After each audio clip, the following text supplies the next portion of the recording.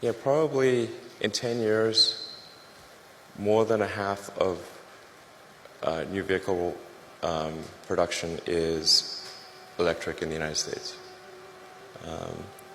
And China's probably going to be ahead of that because China's been super pro-EV. I don't think a lot of people know this, but China's environmental policies are way ahead of the U.S. Like their mandate for renewable energy far exceeds the U.S.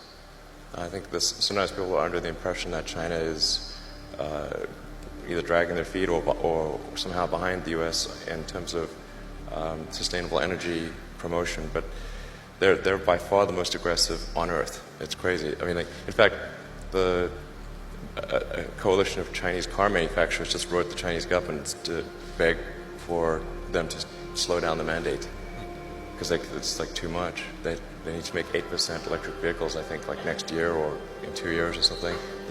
They can't physically do it. So China's by far the most aggressive on electric vehicles and solar.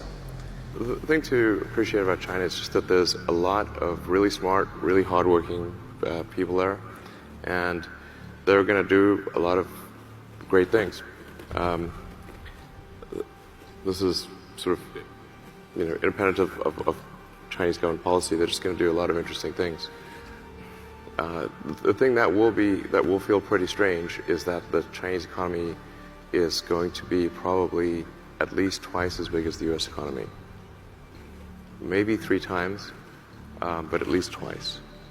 And that assumes a GDP per capita still less than the U.S.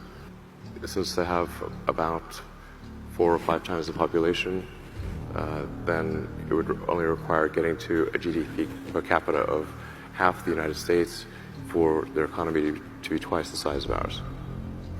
So yeah, with respect to China, China's economy is going to be 2 to 3 times the size of the U.S. economy, at least double. So therefore, in order for the U.S. to be competitive on a military level, the innovation has to overcome a gigantic gap in economic output.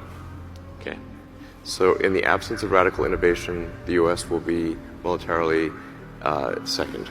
Okay, basic math.